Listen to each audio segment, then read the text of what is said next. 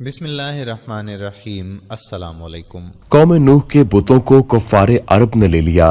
دومات الجندل میں قبیلہ club with کو پوجتے تھے۔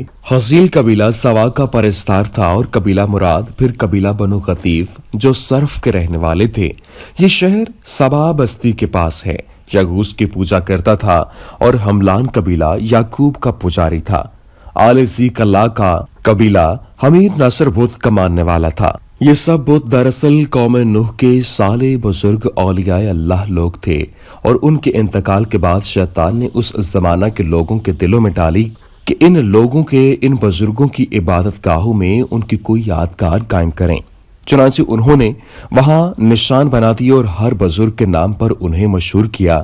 جب تک یہ لوگ زندہ رہے تب تک تو اس جگہ کی پرستش نہ ہوئی، لیکن ان نشانات اور یادگار قائم کرنے والے لوگوں کو مر جانے کے بعد، علم کے اٹھ جانے کے بعد جو لوگ آئے، جہالت کی وجہ سے انہوں نے باقاعدہ ان جگہوں کی اور ان ناموں کی پوجا پاٹ شروع کر دی۔ حضرت اکرمہ، حضرت زحاق، حضرت قتادہ، حضرت ابن اسحاق بھی یہی فرماتے ہیں۔ حضرت محمد بن قیس فرماتے ہیں، یہ بزرگ عابد، اللہ والے، اولیاء اللہ، حضرت آدم اور حضرت نوح کے سچے تابع فرمان صالح لوگ تھے، جن کی پیروی اور لوگ بھی کرتے تھے۔ جب یہ مر گئے تو ان کے مقتدیوں نے کہا کہ اگر ہم ان کی تصویریں بنا لیں تو ہمیں عبادت میں خوب دلچسپی رہے گی، اور ان بزرگوں کی صورتیں دیکھ کر شوق عبادت بڑھتا رہے گا۔ چنانچہ ایسا ہی کیا۔ جب یہ لوگ بھی مر کھپ گئے اور ان کی نسلیں آئیں تو شیطان نے انہیں یہ گھٹی پلائی کہ تمہارے بڑے ان کی پوجا پاٹ کرتے تھے اور انہی سے بارش وغیرہ مانگتے تھے۔ چنانچہ انہوں نے اب باقاعدہ ان بزرگوں کی تصویروں کی پرستش شروع کر دی۔ حافظ ابن عساکر رحمۃ اللہ علیہ حضرت شیث علیہ السلام کے قصے میں بیان کرتے ہیں کہ حضرت عبداللہ بن عباس رضی اللہ تعالی عنہ نے فرمایا، حضرت آدم علیہ السلام کے 40 بچے تھے، 20 لڑکے، 20 لڑکیاں۔ ان میں سے جن کی بڑی عمریں ہوئیں ان میں حابیل، کابیل، صالح اور عبد الرحمن تھے، جن کا پہلا نام عبد الحارث تھا، اور ود تھا، جنہیں شیث اور عبد اللہ بھی کہا جاتا ہے۔ تمام بھائیوں نے سرداری انہی کو دے رکھی تھی۔ ان کی اولاد یہ چاروں تھے، یعنی سوا، یغوس، یعوق اور نصر۔ حضرت عروہ بن زبیر فرماتے ہیں کہ حضرت آدم علیہ السلام کی بیماری کی قوت ان کی اولاد ود، یغوس، یعوق، سوا اور نصر تھی۔ ود ان سب میں بڑا اور سب سے نیک سلوک کرنے والا تھا۔ ابن ابی حاتم میں ہے کہ ابو جعفر رحمۃ اللہ علیہ نماز پڑھ رہے تھے اور لوگوں نے زید بن محلب کا ذکر کیا۔ آپ نے فارغ ہو کر فرمایا، سنو، وہ وہاں قتل کیا گیا جہاں اب سے پہلے غیر اللہ کی پرستش ہوئی۔ واقعہ یہ ہوا کہ ایک دیندار ولی اللہ مسلمان جسے لوگ بہت چاہتے تھے اور بڑے معتقد تھے، وہ مر گیا۔ یہ لوگ مجاور بن کر اس کی قبر پر بیٹھ گئے اور رونا پیٹنا اور اسے یاد کرنا شروع کیا، اور بڑے بے چین اور مصیبت زدہ ہو گئے۔ ابلیس لعین نے یہ دیکھ کر انسانی صورت میں ان کے پاس آ کر ان سے کہا کہ اس بزرگ کی یادگار کیوں نہیں قائم کر لیتے جو ہر وقت تمہارے سامنے رہے اور تم اسے نہ بھولو۔ سب نے اس رائے کو پسند کیا۔ ابلیس نے اس بزرگ کی تصویر بنا کر ان کے پاس کھڑی کر دی، جسے دیکھ دیکھ کر یہ لوگ اسے یاد کرتے تھے اور اس کی عبادت کے تذکرے رہتے تھے۔ جب وہ سب اس میں مشغول ہو گئے تو ابلیس نے کہا، تم سب کو یہاں آنا پڑتا ہے، اس لیے یہ بہتر ہوگا کہ میں اس کی بہت سی تصویریں بنا دوں، تم انہیں اپنے اپنے گھروں میں ہی رکھ لو۔ وہ اس پر بھی راضی ہوئے، اور یہ بھی ہو گیا۔ اب تک صرف یہ تصویریں اور یہ بت بطور یادگار کے ہی تھے، مگر ان کی دوسری پشت میں جا کر براہ راست انہی کی عبادت ہونے لگی۔ اصل واقعہ سب فراموش کر گئے اور اپنے باپ دادا کو بھی ان کی عبادت کرنے والا سمجھ کر خود بھی بت پرستی میں مشغول ہو گئے۔ ان کا نام ود تھا، اور یہی پہلا وہ بت تھا جس کی پوجا اللہ کے سوا کی گئی۔ امام بغوی نے نقل کیا ہے کہ یہ پانچوں دراصل اللہ کے نیک اور صالح بندے تھے جو آدم علیہ السلام اور نوح علیہ السلام کے درمیانی زمانے میں گزرے تھے۔ ان کے بہت سے لوگ معتقد اور متبع تھے، اور ان لوگوں نے ان کی وفات کے بعد بھی ایک عرصہ دراز تک انہی کے نقش قدم پر عبادت کی اور اللہ کے احکام کی اطاعت جاری رکھی۔ کچھ عرصہ کے بعد شیطان نے ان کو سمجھایا کہ تم اپنے جن بزرگوں کے تابع عبادت کرتے ہو، اگر ان کی تصویریں بنا کر سامنے رکھا کرو تو تمہاری عبادت بڑی مکمل ہو جائے گی۔ खुशू व खुजू हासिल होगा। ये लोग इस फरेब में आ गए और उनकी मुजस्मे बनाकर इबादत गाह में रखने और इनको देखकर बुजुर्गों की याद ताज़ा हो जाने से एक खास कैफियत महसूस करने लगे। यहाँ तक कि इसी हाल में ये लोग सब यके बाद दीगरे मर गए और बिल्कुल नई नस्ल ने उनकी जगह ले ली। तो शैतान ने उनको ये पढ़ाया कि तुम्हारे बुजुर्गों के खुदा और माबूद भी बुत थे, वो उन्हीं की इबादत किया करते थे। यहाँ से बुत परस्ती शुरू हो गई। इब्ने अब्बास रज़ियल्लाहु ताला अन्हु एक तवील हदीस में बयान करते हैं, जिसका कुछ हिस्सा यहाँ जिक्र करते हैं। इब्राहीम अलैहिस्सलाम उनके यहाँ तशरीफ लाए तो देखा कि इस्माइल जमजम के करीब एक बड़े दरख्त के साए में, जहाँ इब्राहीम अलैहिस्सलाम उन्हें छोड़ गए थे, अपने तीर बना रहे हैं। जब इस्माइल अलैहिस्सलाम ने इब्राहीम अलैहिस्सलाम को देखा तो उनकी तरफ खड़े हो गए, और जिस तरह एक बाप अपने बेटे के साथ और बेटा अपने बाप के साथ मोहब्बत करता है, वही तर्ज अमल इन दोनों ने भी एक दूसरे के साथ इख्तियार किया। फिर इब्राहीम अलैहिस्सलाम ने फरमाया, इस्माइल, अल्लाह ने मुझे एक हुक्म दिया है। इस्माइल अलैहिस्सलाम ने अर्ज किया, आपके रब ने जो हुक्म आपको दिया है आप उसे जरूर पूरा करें। उन्होंने फरमाया, और तुम भी मेरी मदद कर सकोगे? अर्ज किया कि मैं आपकी मदद करूंगा। फरमाया कि अल्लाह ताला ने मुझे हुक्म दिया है कि मैं इसी मकाम पर एक घर बनाऊं, और आपने एक और ऊंचे टीले की तरफ इशारा किया कि उसके चारों तरफ कहा कि उस वक्त उन दोनों ने बैतुल्लाह की बुनियाद पर इमारत की तामीर शुरू की। इस्माइल अलैहिस्सलाम पत्थर उठा उठा कर लाते और इब्राहीम अलैहिस्सलाम तामीर करते जाते थे। जब दीवारें बुलंद हो गईं तो इस्माइल अलैहिस्सलाम ये पत्थर लाए और इब्राहीम अलैहिस्सलाम के लिए उसे रख दिया। अब इब्राहीम अलैहिस्सलाम इस पत्थर पर खड़े होकर तामीर करने लगे। इस्माइल अलैहिस्सलाम पत्थर दिए जाते थे और ये दोनों ये दुआ पढ़ते जाते थे, रब्बना तकब्बल मिन्ना इन्नका अंतस समीउल अलीम। हमारे रब, हमारी ये खिदमत तो कबूल कर, बेशक बड़ा सुनने वाला और जानने वाला है। फरमाया कि ये दोनों तामीर करते रहे और बैतुल्लाह के चारों तरफ घूम घूम कर ये दुआ पढ़ते रहे, ऐ हमारे रब, हमारी तरफ से ये खिदमत कबूल फरमा, बेशक तो बड़ा सुनने वाला, बहुत जानने वाला है। सही बुखारी हदीस नंबर 3364। यहाँ एक बात समझना जरूरी है कि इस वक्त जहाँ खाना काबा मौजूद है, ये बिल्कुल वही जगह है जहाँ हजरत आदम अलैहिस्सलाम ने खाना काबा की बुनियाद रखी थी। लेकिन चूंकि मक्का की सरजमीन सहरा पर मुश्तमिल थी और जब सहरा में आंधी और तूफान आता है तो वो जगह जगह मट्टी को जमा करके मट्टी के टीले और पहाड़ बनाकर छोड़ जाता है। इस वजह से हजरत आदम अलैहिस्सलाम के बनाए हुए खाना काबा की बुनियाद को ढूंढना बहुत मुश्किल था। लिहाजा अल्लाह ताला ने हजरत इब्राहीम अलैहिस्सलाम को कुछ निशानियां बताईं और बादल का एक टुकड़ा भेजा और उनको हुक्म दिया कि इस बादल के टुकड़े के साए से आप काबा की इमारत की पैमाइश लें और निशान लगा लें। अब यहाँ अल्लाह की कितनी ज़बरदस्त निशानी हम देख सकते हैं कि अरब के तपते सहरा बियाबान में आसमान पर बादल का एक टुकड़ा खड़ा है और उस टुकड़े के साए के नीचे हजरत इब्राहीम अलैहिस्सलाम खाने काबा की इमारत के लिए निशान लगा रहे हैं। कितनी हैरत अंगेज बात है कि आज के दौर में, आज के दौर की तरह न उनके पास कोई औजार हैं, न कोई मापने का फीता, और वो सिर्फ अपने कदमों से एक चौकोर इमारत की पैमाइश के लिए निशान लगा रहे हैं। इस तरह उन्होंने एक खूबसूरत आर्किटेक्चर का नक्शा तैयार किया।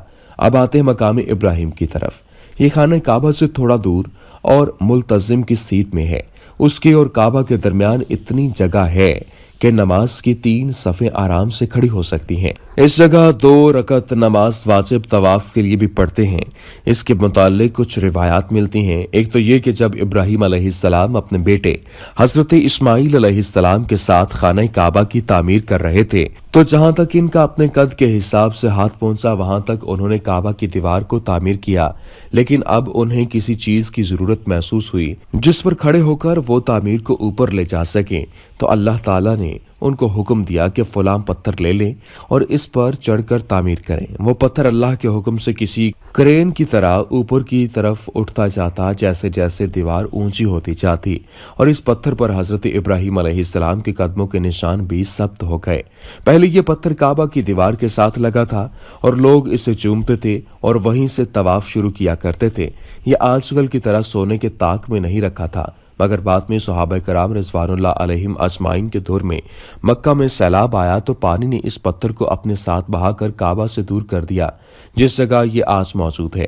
اب سوال یہ پیدا ہوتا ہے کہ آیا اس پتھر کو اسی جگہ رہنے دیں جہاں پانی اسے لے آیا ہے، یا پھر اسے دھکیل کر واپس اس کی پرانی جگہ پر رکھ دیا جائے؟ جب یہ پتھر کعبہ کی دیوار کے ساتھ لگا تھا تو لوگ طواف کے دوران اس پتھر سے ٹکراتے اور انہیں اس سے تکلیف ہوتی تھی، تو صحابہ کرام نے آپس میں مشورہ کر کے اسے وہیں رہنے دیا جہاں پانی اسے لے آیا تھا، جہاں یہ آج موجود ہے۔ ایک اور روایت مقام ابراہیم کے بارے میں آتی ہے کہ اس پتھر پر کھڑے ہو کر حضرت ابراہیم علیہ السلام نے لوگوں کو حج کی دعوت دی تھی، جبکہ بعض روایات میں ہے کہ وہ جگہ عرفات کا میدان ہے، مقام ابراہیم نہیں۔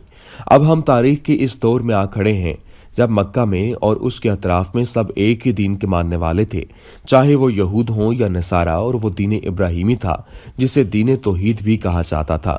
اس وقت وہاں نہ کوئی مشرک تھا نہ کافر، بلکہ سب ملت ابراہیمی میں سے تھے۔ آگے چل کر ہم یہ بات کریں گے کہ مکہ جو اس وقت دین ابراہیمی کا مرکز تھا وہ بعد میں کفر و شرک کا مرکز کیسے بنا۔ لیکن اس سے پہلے ہم دور ابراہیمی کی سپر پاورز کے بارے میں تھوڑا سا جانیں گے۔ ہمارے لیے بطور مسلمان سب سے بڑی اور واحد سپر پاور اللہ تعالیٰ کی ذات ہے، لیکن جس دنیا میں ہم رہتے ہیں، اس دنیا میں جس ملک کے پاس طاقت ہو، معاشی اور سیاسی طور پر مضبوط ہو، وہ ملک سپر پاور کہلاتا ہے۔ جس طرح کچھ عرصہ پہلے ہماری دنیا میں 2 سپر پاورز تھیں، امریکہ اور روس، لیکن اب صرف امریکہ واحد سپر پاور ہے، اور آنے والے زمانے میں کہا جاتا ہے چین نئی سپر پاور ہوگا۔ اسی طرح اس زمانے میں بھی 2 سپر پاورز تھیں، روم اور فارس، جن کے بادشاہ کا نام کیسر اور کسرا تھا، جن کا ذکر تاریخ کی کتابوں میں ہمیں ملتا ہے۔ کیسر کی حکومت آج کے فرانس، امریکہ اور باقی یورپی ممالک پر تھی، جبکہ کسرا کی بادشاہت فارس کے علاقے پر تھی، جس میں موجودہ دور کے ممالک شام، یمن، فلسطین اور اس کے آس پاس کے علاقے شامل تھے۔ یہ دونوں سپر پاورز مکہ اور مدینہ سے ہٹ کر تھیں، جہاں حضرت ابراہیم علیہ السلام اور ان کا خاندان آباد تھا۔ یہ سب اللہ تعالیٰ کا منصوبہ تھا کہ جہاں اللہ کو اپنے آخری اور محبوب نبی صلی اللہ علیہ وآلہ وسلم کو پیدا کرنا تھا، وہاں زمینی خداؤں کا غلبہ نہیں تھا۔ اللہ تعالیٰ نے انہیں ایک آزاد سرزمین پر پیدا فرمانا تھا، اور خانہ کعبہ جو کہ بالکل دنیا کے بیچ میں، دنیا کے مرکز میں ہے، وہاں سے ان آخری نبی صلی اللہ علیہ وآلہ وسلم نے دنیا کو لیڈ کرنا تھا۔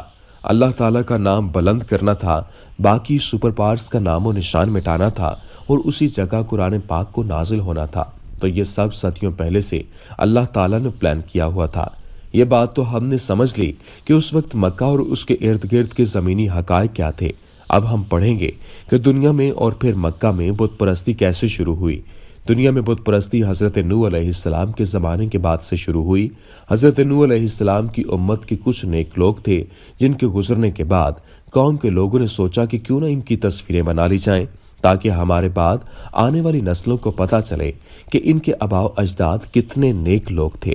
تو انہوں نے ان بزرگوں کی تصویریں بنا لیں، لیکن بعد میں گزرتے وقت کے ساتھ ان کا جو اصل مقصد تھا وہ کہیں پیچھے رہ گیا، اور بعد میں آنے والی نسلوں نے ان تصویروں کو پوجنا شروع کر دیا، اور یوں دنیا میں بت پرستی وجود میں آئی۔ شہر مکہ میں بت پرستی کو ایک آدمی نے وجود دیا جس کا نام عمر بن لہی تھا، اور اس آدمی کا ذکر اللہ کے رسول صلی اللہ علیہ وآلہ وسلم کی ایک حدیث مبارکہ میں آتا ہے کہ ابو ہریرہ رضی اللہ تعالی عنہ نے بیان کیا کہ اللہ کے نبی صلی اللہ علیہ وآلہ وسلم نے فرمایا، میں نے عمر بن لہی خزائی کو دیکھا کہ جہنم میں وہ اپنی انتڑیاں گھسیٹ رہا تھا، اور یہی عمر وہ پہلا شخص ہے جس نے صائبہ کی رسم نکالی۔ بحوالہ صحیح بخاری حدیث نمبر 3521۔ یہ شخص عمر بن لہی خانہ کعبہ کا ایک بہت بڑا اور بارسوخ سردار تھا، اور لوگ اس کی بہت مانتے تھے۔ اس کی ایک خاصیت یہ بھی تھی کہ وہ حاجیوں کی بہت خدمت کرتا تھا، ان کو پانی پلاتا تھا، بلکہ شہد کا شربت بھی پلاتا تھا۔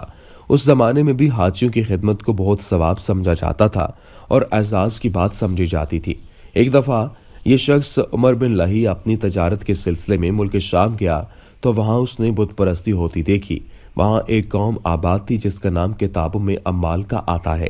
اس قوم نے بھی اپنے بزرگوں کے بت بنائے ہوئے تھے، اور ان کا کہنا تھا کہ مانتے تو ہم ایک خدا کو ہیں، لیکن کیونکہ وہ ہمیں نظر نہیں آتا تو ہمیں لگتا ہے کہ اس تک ہماری بات نہیں پہنچتی، اس لیے ہم نے یہ چھوٹے چھوٹے خدا بنا لیے ہیں۔ کوئی ہوا کا خدا ہے، کوئی پانی کا اور کوئی رزق کا، وغیرہ وغیرہ۔ ہم ان خداؤں سے بات کرتے ہیں اور یہ ہماری سفارش بڑے خدا سے کر دیتے ہیں۔ چونکہ یہ ہمارے سامنے ہوتے ہیں تو ہماری عبادت بھی اچھی ہو جاتی ہے۔ عمر بن لہی کو یہ بات بڑی پسند آئی اور وہ وہاں سے ایک بت خرید لایا اور خانہ کعبہ میں رکھ دیا۔ اس بت کا نام حبل تھا۔ یہ وہ پہلا بت تھا جو خانہ کعبہ میں رکھا گیا۔ اس کے بعد عمر بن لہی نے وہی بات کی جو قوم عمالقہ نے اپنے بتوں کے بارے میں کہی تھی۔ پھر اس نے مکہ کے باقی قبیلوں کو دعوت دی کہ وہ بھی اپنے اپنے بت بنا کر خانہ کعبہ میں لا کر رکھ دیں، لیکن شرط یہ رکھی کہ وہ بت مکہ کی مقدس مٹی سے بنائے جائیں۔ اس طرح مکہ میں بت پرستی شروع ہوئی اور بعد میں جس قبیلے کا بت خانہ کعبہ کے اندر رکھا تھا یہ اس کے لیے بڑے اعزاز کی بات ہوا کرتی تھی۔ عرب کے قبائل اپنی محبت اور دشمنی دونوں کے لیے مشہور ہیں، تو جس قبیلے کا مکہ والوں سے جھگڑا ہو جاتا اس قبیلے کا بت خانہ کعبہ سے نکال دیا جاتا تھا۔ یہ اس وقت ان کے خداؤں کا حال تھا۔ ایک بڑا مضحکہ خیز قصہ ملتا ہے اس حوالے سے کہ ایک بار ایک شخص سفر پر نکلا تو وہ مکہ سے اپنا بت اور مکہ کی مٹی ساتھ لے جانا بھول گیا۔ اب سفر میں اسے یاد آیا کہ وہ تو اپنا بت ساتھ لے جانا ہی بھول گیا، تو وہ بہت پریشان ہوا کہ اب وہ کس کی عبادت کرے۔ اس وقت کے تو سفر بھی لمبے ہوتے تھے، چنانچہ اس نے اپنے پاس موجود کھجوروں سے گٹلیاں نکالیں اور ان کھجوروں سے بت بنا لیا اور اس کی عبادت شروع کر دی۔ اب سفر میں اس کے پاس کھانے کے لیے ان کھجوروں کے علاوہ کچھ اور نہ تھا، تو جب اسے بھوک لگی تو اس نے اپنے بنائے ہوئے بت کو ہی کھانا شروع کر دیا، کیونکہ وہ تو کھجوروں سے بنا ہوا تھا، اور آہستہ آہستہ پورا بت کھا گیا۔ اسی طرح ایک صحابی رضی اللہ تعالی عنہ اپنا دلچسپ واقعہ سناتے ہیں کہ جب میں مسلمان نہیں تھا تو میرے بت نے مجھے بڑا فائدہ پہنچایا۔ دوسرے صحابہ کرام بڑے حیران ہوئے کہ بھلا ایک بت کیسے فائدہ پہنچا سکتا تھا، تو انہوں نے بتایا کہ ایک دفعہ سفر میں تھا تو میں کسی کام سے اپنا بت باہر رکھ کر چلا گیا۔